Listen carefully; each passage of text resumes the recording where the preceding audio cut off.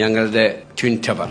ഇത് സമ്പാദ്യത്തിനുള്ള മാർഗമല്ല, പക്ഷേ ഇത് കുറേ ആളുകൾക്ക് 10-30,000 നമ്മുടെ അടുത്ത തലമുറയ്ക്ക് ജോലി കിട്ടാൻ വേണ്ടിയിട്ടാണ്. ബാംഗ്ലൂരിൽ ലക്ഷക്കണക്കിന് ആൾക്കാർ ജോലി ചെയ്യുന്നുണ്ട്, മലയാളികൾ. അവരൊക്കെ ഇവിടെ വന്ന് ജോലി ചെയ്യണം. അപ്പോൾ ഇത് തുടങ്ങിയപ്പോൾ എന്നോട് പറഞ്ഞു ഇതിങ്ങനെ നടക്കുമോ എന്ന്. കാരണം 115 ഉറുപ്പിക പെർ സ്ക്വയർ ഫീറ്റിനാണ് ബാംഗ്ലൂർ. ആ സ്ഥാനത്ത് ഇവിടെ 55 ഉറുപ്പിക ഒരു സ്ക്വയർ ഫീറ്റിനുള്ളൂ. അപ്പോൾ ഈ 55 ഉറുപ്പിക സ്ക്വയർ ഫീറ്റിനുള്ളപ്പോഴും 110 ഉറുപ്പിക ഉള്ളപ്പോഴും നിങ്ങൾ എന്തിനു തുടങ്ങുന്നു എന്ന് ഞാൻ പറഞ്ഞു. ഇവിടെയുള്ള എത്രയോ ലക്ഷമെന്ന് എനിക്കറിയില്ല, ലക്ഷക്കണക്കിന് മലയാളി എൻ്റെ സഹോദരി സഹോദരന്മാർ, നമ്മുടെ കുട്ടികൾ, യുവതി യുവാക്കൾ അവർ ബാംഗ്ലൂരാണ് പോയിക്കൊണ്ടിരിക്കുന്നത്.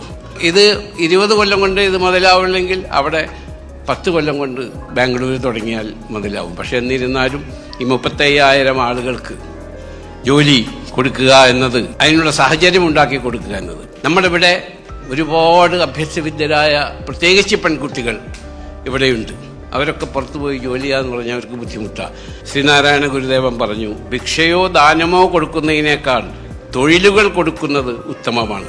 ഭിക്ഷ വാങ്ങുന്നത് ദാരിദ്ര്യം വർദ്ധിപ്പിക്കും, ദാനം വാങ്ങുന്നത് അഭിമാനം നശിപ്പിക്കും.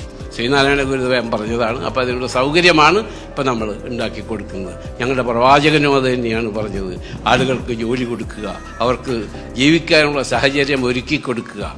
അതിൽ എല്ലാവരെയും ഞാനും അതിനൊരു ഭാഗമാക്കണം. ദൈവം നമ്മളെല്ലാവരെയും അനുഗ്രഹിക്കട്ടെ, ആരോഗ്യത്തോടു കൂടി ആയുസ്സും പ്രദാനം ചെയ്യട്ടെ എന്ന് പ്രാർത്ഥിച്ചുകൊണ്ട്